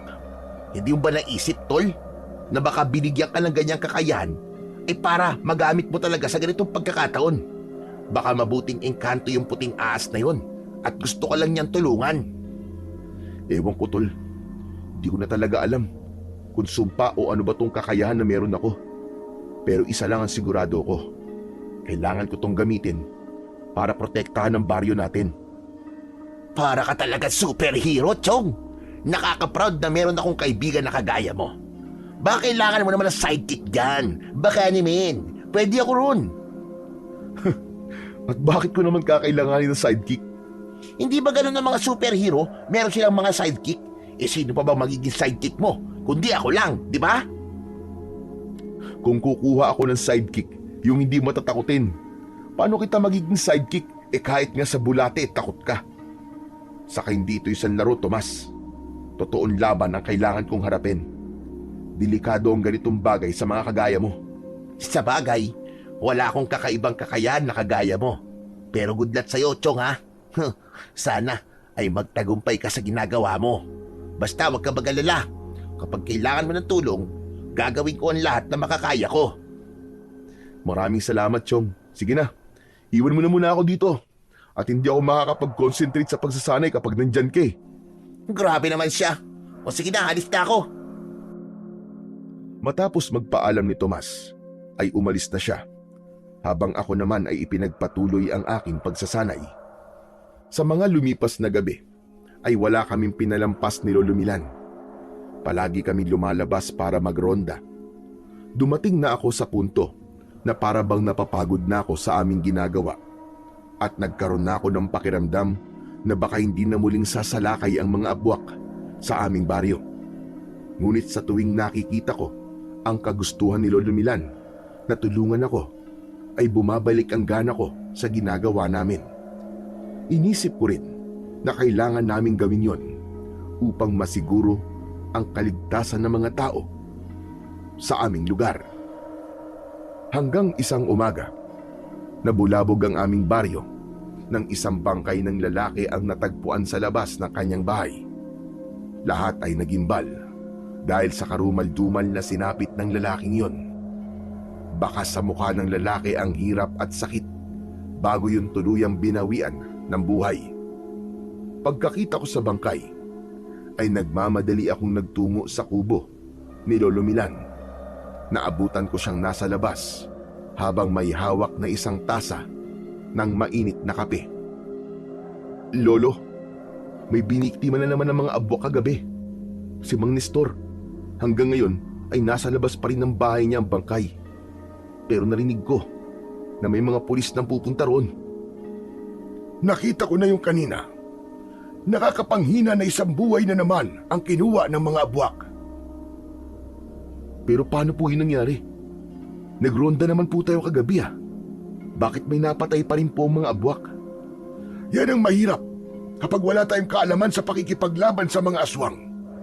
Hindi natin alam kung paano sila umaatake at kung paano sila gumagalaw. Kasalanan ko po ito eh. Kung hindi ko na lang sana pinatay yung abwak na yun, hindi ito mangyayari sa baryo natin. Huwag mong sisihin ang sarili mo, Cardo. Wala ka na magagawa para baguhin pang nakaraan. Ang magagawa mo na lang ay itama ang iyong pagkakamali. Kaya nga tayo nagro-ronda gabi-gabi, hindi ba? Hindi po kaya kailangan na po natin ng dagdag na puwersa? Dalawa lang po tayo, Lolo eh. At parang imposible po talaga na malaman natin kung sino po ang inaatake ng mga abwak kung dalawa lang tayong kumikilos. Ops, ops, ops! Sabi ko naman kasi sa iyo eh. Gawin mo na akong sidekick, tol. Nagulat kami ni Lolo Milan sa biglaang pagdating ni Tomas. May dala siyang sibat na gawa sa kawayan. Nakasampay yon sa likod niya na parang isa siyang mandirigma na handang lumaban. Tol, kahit wag mo na akong gawing sidekick mo, isama mo na lang ako sa pagro-ronda niyo ni Lola Milan. Okay na sa akin yun. Oh, nandyan naman pala si Tomas eh. Kahit isa lang siya, ay malaking tulong din yan sa atin. Pero, Tomas, matatakotin ka di ba? Saka baka mamaya kung ano pang mangyari sa'yo eh. Dagdag lang yan sa konsensya dadaling ko. Ano ka ba naman, Cardo? Kaya ko lang sarili ko ngayon. Saka, gusto ko rin naman na may mapatunayan dito sa baryo natin, ano? Ang tingin kasi ng mga tao rito sa akin, duwag daw ako. Gusto ko na maalis yung Cardo. Kaya sana, hayaan mo naman akong tumulong sa inyo. Sigurado ka ba dyan? Oo naman, 100%. Kita mo naman, no? Gumawa pa ako ng pagkaganda-ganda at pagkatalas-talas na sibat para meron akong armas. O sige, pumapayag na akong sumama ka sa amin ni Lolo Milan. Pero kapag may nangyaring masama sa'yo, walang sisihan ha. Huwag kang mag-alala. Hindi kita sisisihin kahit mamatay pa ako. Saka sigurado naman ako na kaya mo kaming protektahan, di ba? Isang dura mo lang sa mga abwak, siguradong tepok lahat sila. Lolo, pumapayag ka ba na isama natin sa pagroronda si Tomas? Kung gusto niya ba bakit natin siya pipigilan? Sa kagaya na sinabi mo kanina, kahit isa lang ang dumagdag sa atin, ay malaking bagay na yon. Tama po kayo. Kailangan na matapos kagad ang problemang ito para makabalik na po tayo sa normal nating mga buhay. Ang problema lang talaga natin ay hindi natin alam kung kailan aatake ang mga abwak dito sa baryo. Hindi tayo magiging kampante hanggat alam natin na naroon pa rin sila sa gubat at doon ay nagtatago. Bakit kasi hintayin pa natin sumalakay sila sa baryo natin Bakit hindi na lang tayo sumalakay sa kanila, di ba? Nanlaki ang mga mata ko sa sinabing yun ni Tomas. Hindi ako makapaniwala na maiisip niya ang ganong ideya. Tama ka Tomas. Siguro panahon na para tayo na ang sumalakay sa mga abwak. Dahil kung hihintayin pa natin sila sumalakay sa atin, ay may posibilidad na may mga buhay pa na mawawala. O di ba? Sabi ko naman sa'yo, kailangan talaga ako sa grupo Makakatulong din ako sa inyo. O siguro naman, bilib ka na sa akin ngayon, di ba? Oo na. Ang mabuti pa ay planuhin na natin kung anong gagawin natin. Mas maganda kung ngayong araw na natin sisimulan ang pagganap sa mga abwak na naroon sa gubat. Sumang-ayon naman sina Lolo Milan at Tomas sa sinabi ko. Kinuha ko muna sa bahay ang aking itak at saka kami nagtungo sa gubat upang hanapin ang kinaroroonan ng mga abwak. Makalipas ang halos 2 oras, ay bigo pa rin kaming makita kung saan ba naglulungga ang mga pesteng abwak. Hanggang sa isang kuweba ang nakita namin. Pero nang pumasok kami roon, ay wala roon ang aming hinahanap na mga halimaw. Hanggang sa isang malawak na lupa sa gitna ng gubat ang aming nakita. Agad naming napansin ang mga natuyong dugo roon at ang masangsang na amoy na animo ay mga bulok na karne. Nagimbal din kami dahil meron doong mga buto ng tao. Sa tingin ko, ay nasa lungga na tayo ng mga abwak. Hindi ako maaaring magkamali. Nandito na tayo sa lugar nila. Teka, Lolo Milan. Sigurado po ba kayo? Bakit wala po akong nakikitang kahit isang bakas man lang ng abwak? Hindi ba nasabi ko sa noon na may kakayahang magtago ang mga abwak sa ilalim ng lupa? Ginagawa nila yon para hindi kagad sila makita ng kanilang mga biktima. Kaya malamang ay sa mga oras na ito ay nagtatago lang sila sa lupang kinatatayuan natin. Kaya mag-iingat kayo. Pero Lolo Milan, hindi po ba pwedeng hukayin na natin sila sa lupa? Wala tayong kagamitan sa paghuhukay. Isa pa, mapapagod lamang tayo kapag ginawa natin yon at mauubos ang ating lakas panigurado. Ang naiisip kong paraan ay hintayin nating dumilim at sigurado ko sa oras na yon ay kusa na silang lalabas sa kanilang pinagtataguan at doon naman tayo kikilos. Sinunod namin ang sinabi ni Lolo Milan. Nagtago muna kami at matyaga kaming naghintay. Pagsapit ng hapon ay sandaling umalis si Tomas at nang bumalik siya ay may daladala na siyang mangga at kaimito. Aniya ay alam niyang gutom na kami kaya naghanap muna siya ng makakain. Hanggang sa tuluyan ng kumagat ang kadiliman. Nagpasalamat ako dahil bilog ang buwan, kaya kahit papano ay naaaninag pa rin namin ang buong paligid. Nang sandaling yon ay hindi ko na inalis ang tingin ko sa malawak na bakanting lupa na nasa gitna ng gubat. Hindi nagtagal ay nagsimula ng gumalaw ang ibabaw ng lupa na para bang humihingayon. Ayan na! Humanda kayo! Lalabas na ang mga abwak anuman sandali! Maya-maya nga ay isa-isa nang lumabas ang mga halimaw na abwak mula sa ilalim ng lupa. Umangil sila ng sabay-sabay na nagdulot ng pagtaas ng aking balahibo. Amoy na amoy din ang mabahong singaw ng hangin mula sa kanilang katawan at bibig. Diyos ko po, anak ng tetengay, ang dami nila. Sigurado ba kayo na kaya natin sila? Mga kampuni sa talas lahat ng mga yan, tignan mo ang itsura, oh. Yan ang sinasabi ko sa'yo eh. Huwag kang duwag. Kailangan natin silang kayanin. Nandito na tayo, kaya di na tayo maaaring umatras. Pero may naiisip ako. Akin na sibat mo, Tomas. Lolo Milan, akin na rin po ang itak ninyo. Bakit? Anong gagawin mo? Basta, magtiwala lang po kayo sa akin. Nang iabot sa akin ni na Lolo Milan at Tomas ang kanilang mga armas, ay nilagyan ko kagad ng laway ang dulo ng sibat ni Tomas. Pinahiran ko naman ang buong itak ni Lolo Milan ng laway ko at saka ko yun ibinalik kagad sa kanila.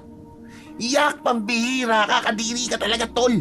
Bakit mo naman nilagyan ng laway mo ang armas namin ni Lolo? Huwag ka na nga magreklamo. Ginawa ko yun para mas maging epektibo ang armas nyo laban sa mga abwak. Ibig sabihin, basta masugatan nyo lang sila, ay malaki ang posibilidad na mamamatay na kagad sila dahil sa kamandag ng laway ko. Hindi na kami nagsayang ng oras at lumabas na kaming tatlo sa aming pinagtataguan. Nagulat pa nga ang mga abwak nang makita nila kami doon. Ako ang unang umatake. Tinaga ko sa balikat ang isang abwak. Dinuraan ko ang aking palad at inihilamos ko yun sa muka ng abwak. Nangisay ang abwak at bumula ang bibig niya hanggang sa bumagsak siya sa lupa. Doon na magkakasabay na umatake ang mga abwak sa amin. Ako ang nasa unahan, kaya ako ang unang sinugod ng aming mga kalaban. Bawat abwak na magtatangkang lumapit sa akin ay dinuduraan ko at sinisiguro ko na tatama ang laway ko sa bibig nila. Dahil sa nagsanay ako sa pag-asinta, ay walang sumablay sa bawat laway na aking pinapakawalan. Kapag may nakakalapit sa akin, ay dinuduraan ko ang aking palad at saka ko ihihilamos yun sa kanilang muka. May mga pagkakataon din na ginagamit ko ang aking itak upang umatake at dumepensa. Sa loob lang ng ilang minuto ay nagawa ko ng patayin ang lahat ng mga abwak na nakikita ko. Nakabulagta ang walang buhay ng mga abwak at lahat ay namatay nang dahil sa aking makamandag na laway. Hindi mo na pala kami kailangan dito eh. Tignan mo naman, oh. Pinatay mo na lahat ng abwak nang ikaw lang. Hindi ka man lang nagtira sa amin. Hindi mo kami binigyan ni Lolo Milan ng pagkakataon na gamitin ang mga armas namin, tol. Pasensya na kayo. Masyado kasi ako nadala sa pangyayari. Hayaan mo na, Tomas. Ang importante naman ay napatay na ni Cardo ang lahat ng abwak sa gubat na ito. Ligtas na ang ating baryo.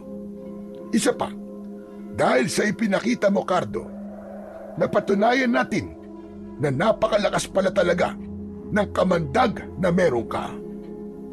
Kahit nga po ako, Lolo Milan, ay hindi rin po makapaniwala na ganun ko sila kabilis lang mauubos. Akala ko po talaga ay magiging madugo ang laban na to at talagang mahihirapan tayo. Pero tapos na. Magpasalamat na lang tayo at hindi na kailangan dumanak ng dugo ngayong gabi. Ang mabuti pa ay umuwi na tayo. Masyado nang mahaba ang gabing ito. At gusto ko rin palang sabihin sa iyo, Cardo, na napakahusay mo. Bilib na bilib ako sa iyo. Sigurado ako na sa sandaling may mga aswang na muling umatake sa baryo natin. Kung may aatake pa ba? Ay hindi na namin kailangan matakot. Dahil nandiyan ka, paniguradong magtataasan kagad ang balahibo ng mga aswang. Marinig pa lamang ang pangalan mo, na si Cardo, ang lalaking may kamandag ng ahas.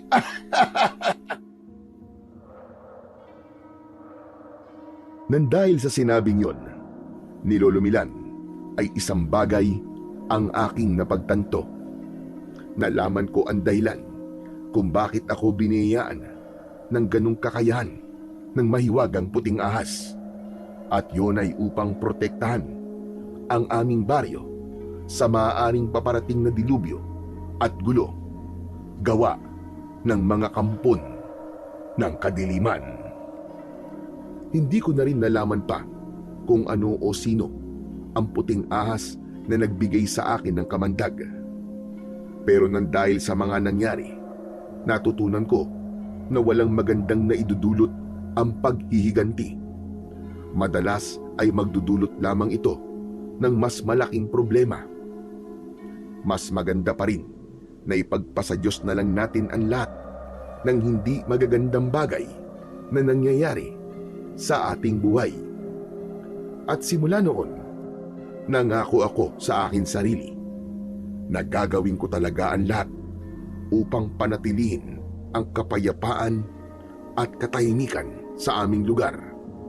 At gagamitin ko ang aking kakaibang kakayahan sa kabutihan at pagtatanggol sa lubos na nangangailangan.